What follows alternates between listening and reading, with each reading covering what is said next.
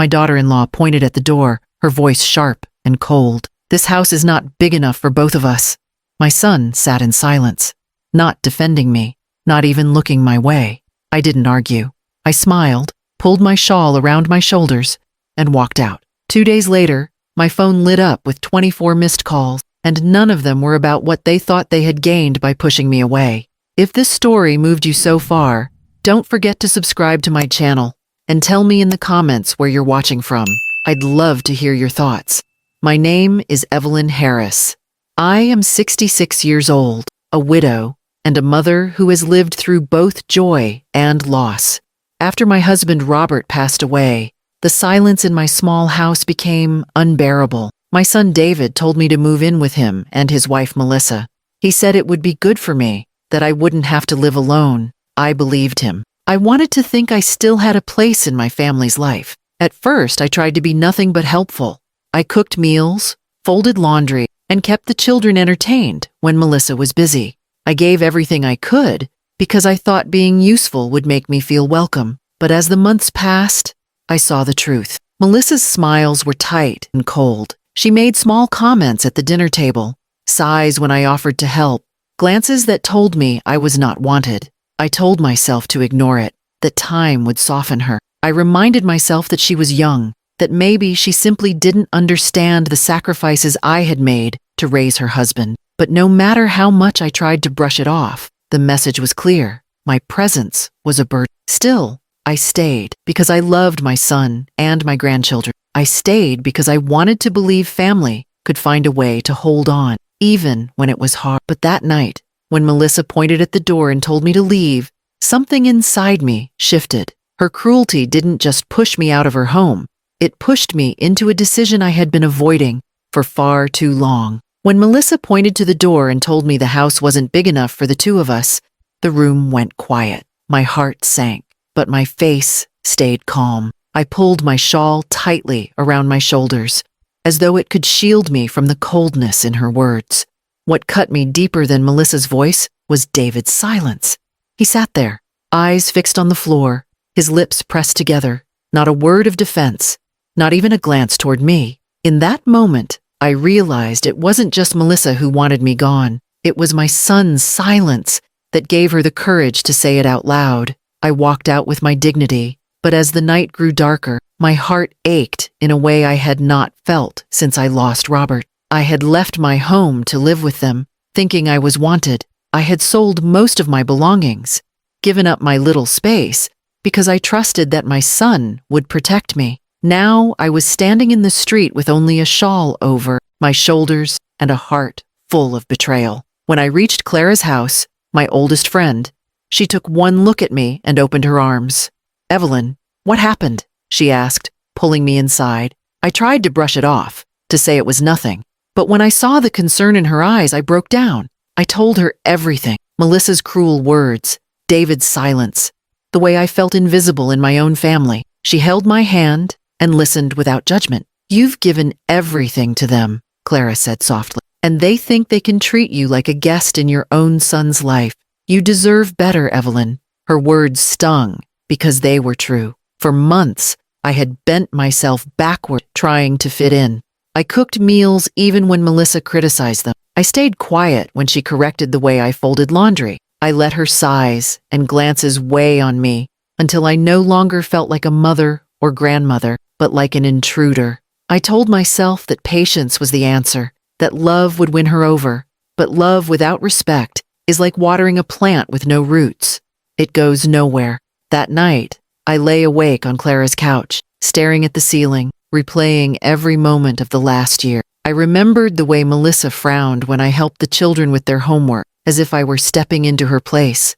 I remembered the way she whispered to David in the kitchen, her eyes cutting toward me like daggers. I remembered the times I wanted to speak, to defend myself, but chose silence because I didn't want to cause tension in their marriage. And then there was David, my son, my only child, the boy I raised with everything I had. I remembered the nights I worked late shifts, the mornings I packed his lunches, the tears I wiped from his face when he lost his father. I had built my life around him, sacrificed everything so he could grow strong. And yet, when I needed him to stand by me, He chose silence.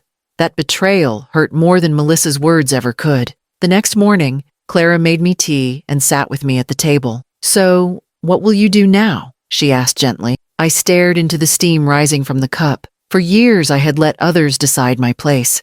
I had let Melissa's bitterness push me down, and I had let David's silence hold me there. But sitting in Clara's kitchen, I realized I had a choice.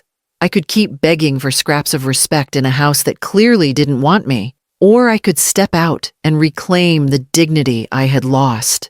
The conflict inside me grew sharper. Part of me wanted to return, to demand my son speak up, to tell Melissa that I had just as much right to that home as she did. But another part of me, the stronger part, whispered that I didn't need their permission to exist, to live, or to be valued. For 2 days, I let my phone rest on Clara's counter. I didn't answer the calls. I didn't respond to the messages. I needed time to think, to gather my strength. And with every hour that passed, my decision grew clearer. Melissa had thrown me out thinking she had won. David had let her do it, thinking I would quietly return when emotions settled. But what neither of them understood was that they had pushed me into a corner I would no longer accept. The conflict wasn't just between me and Melissa. It was between me and the version of myself that had allowed silence to replace strength. And I was done being silent. The morning after Melissa told me to leave, I woke up in Clara's guest room to the smell of coffee. The house was quiet, filled with the kind of peace I hadn't felt in months. Clara set a cup in front of me at the table and said, "You need to decide what you want, Evelyn. You can't keep letting them treat you like this." Her words stayed with me long after she left for her errands. I sat with my shawl wrapped around me, staring at my phone on the counter. David had called once during the night, but I hadn't answered. For years, I had let his silence speak louder than his love.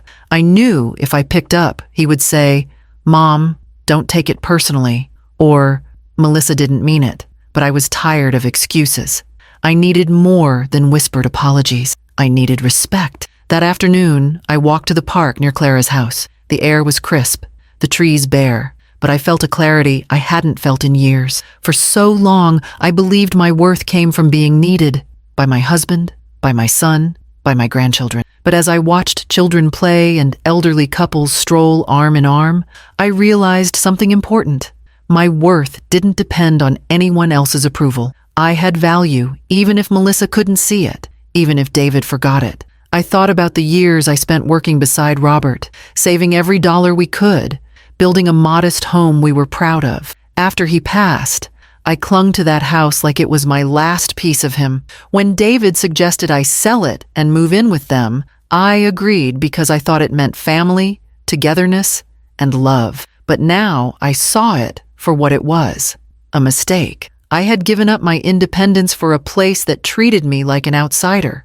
That night, I called my lawyer, a man who had handled my will after Robert's passing. "I want to make some changes," I told him firmly. For the first time in years, I spoke with conviction. I arranged to redirect my savings and the remaining value of the house I had sold. Instead of leaving it all to David and Melissa, I asked him to allocate it to a local charity that provided shelter and support for widows. If my sacrifices weren't appreciated by my own family, I wanted them to mean something for women who truly needed it. The next morning, I went with Clara to the community center she volunteered at. The director, a kind woman named Ruth, welcomed me warmly. I explained that I used to run a household, manage budgets, cook meals, and raise a child on my own. I may not have much, but I have time and experience, I told her. She smiled and said, "That's exactly what we need." In that moment, I felt more valued than I had in years. As I walked out of the center, I knew my life was about to change. I wasn't leaving in shame. I was leaving with purpose. Melissa thought she had rid herself of me, but in truth, she had freed me. She had opened the door to a life where I could stand tall again without being treated as a burden. Still, part of me ached for David. He was my only child, and no matter how much he disappointed me, my love for him hadn't disappeared. I wondered if he missed me, if the children asked about me. I wondered if Melissa realized what she had done, or if she carried on as though nothing had happened. On the second evening, I turned my phone back on.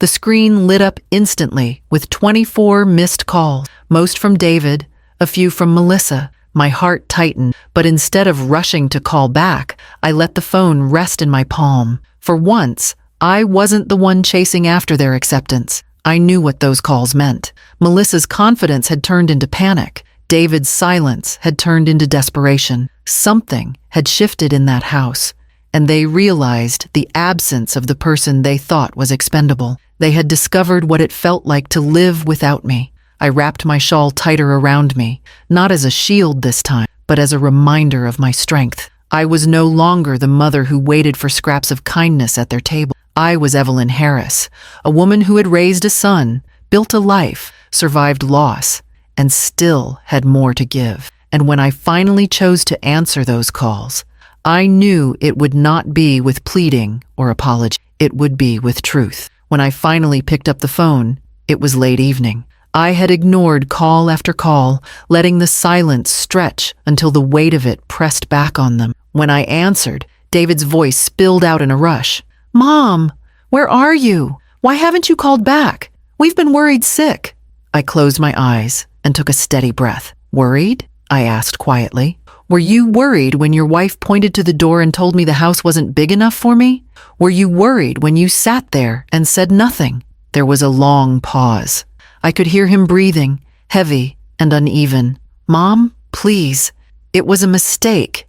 Melissa didn't mean it. You know how she can get when she's angry. I should have said something. I just didn't want it to get worse." I almost laughed at the weakness in his excuse. "You didn't want it to get worse. David, do you know how many nights I sat in that house, pretending I didn't hear the whispers, pretending I didn't feel her glares? Do you know how small I made myself just to avoid conflict?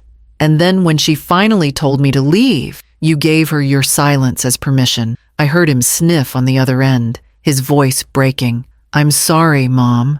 I should have defended you. The kids keep asking where you are. They miss you." Those words tugged at my heart.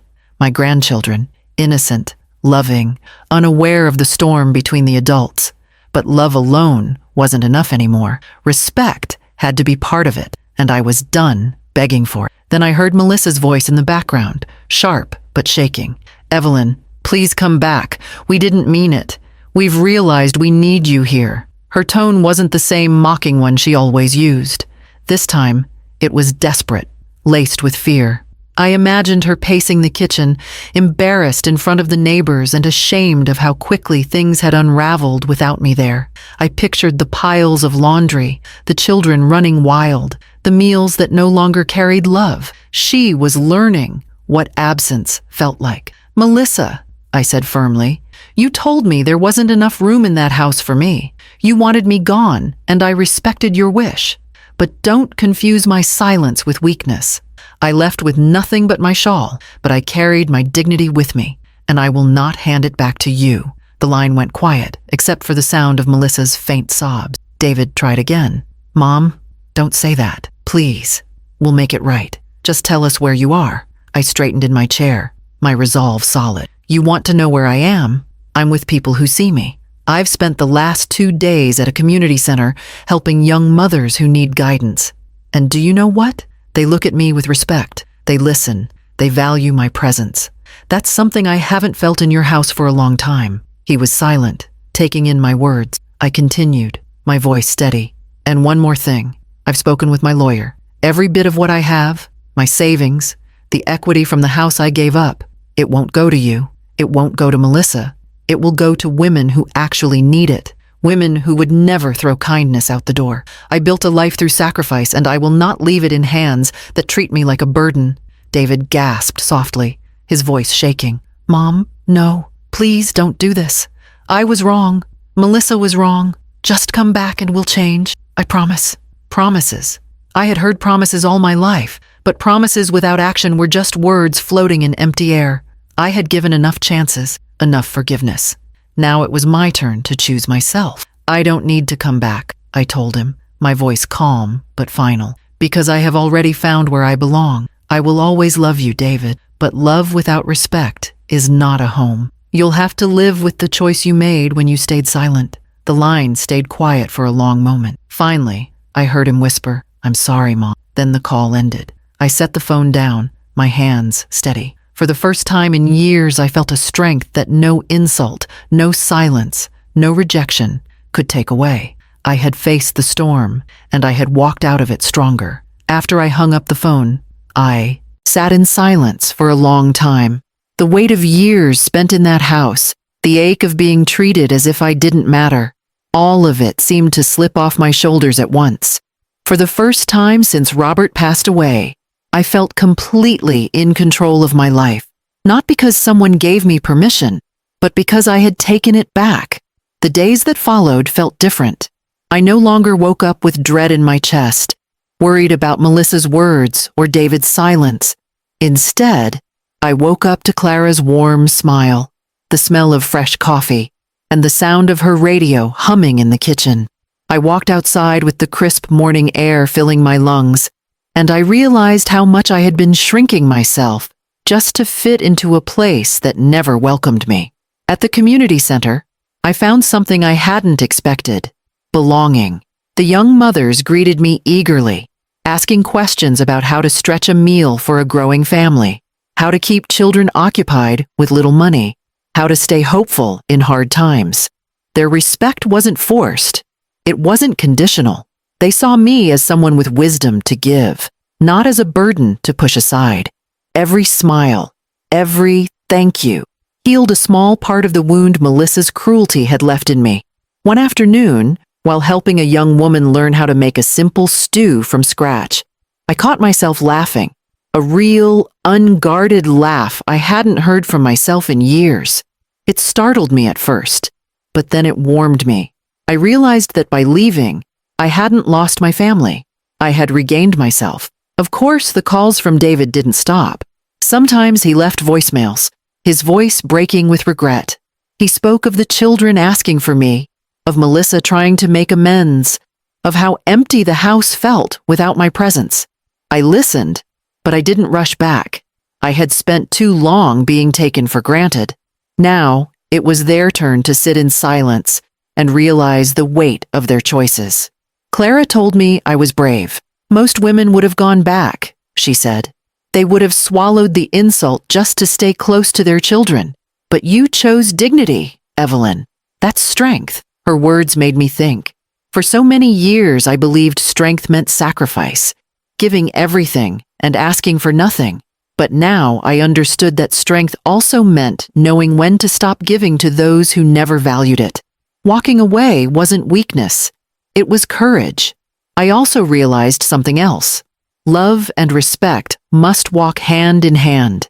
Love alone cannot sustain a relationship, whether between husband and wife or parent and child. Without respect, love becomes hollow, stripped of meaning. That was the lesson David and Melissa had to learn, even if it came too late. When I thought of my grandchildren, my heart still ached. I missed their laughter, their little arms around my neck. I knew they were innocent in all of this. I promised myself I would not let Melissa's pride take them away from me. In time, when things calmed, I would see them again, but on my terms, not as someone who had to beg for a place at their table. As for Melissa, I knew her calls weren't born from love. They came from fear, fear of judgment from others, fear of losing the comfort I provided, fear of being left to face the consequences of her cruelty. She had wanted me gone because she thought she was stronger without me, but my absence had shown her the truth. Sometimes, the person you dismiss is the very person who held everything together. Looking back, I realized I had walked out of that house with only my shawl, but I had carried far more with me: my pride, my dignity, and my freedom. And in exchange, I had left them with the silence of their own choices. I don't know what the future will hold. Maybe one day Melissa will truly apologize. Maybe David will learn to stand not just as a husband, but as a son who can honor the woman who raised him. And maybe my grandchildren will grow up remembering me not as someone who was cast aside, but as someone who taught them the importance of respect. But whatever happens, I know this: I will never again live small for the comfort of others. My life has value. My love has value. And anyone who cannot see that does not deserve a seat at my table. I walked away, and I found peace. That is a gift I will never let go of again. If this story touched your heart, don't forget to subscribe to my channel and tell me in the comments where you're watching from. I'd love to hear your thoughts.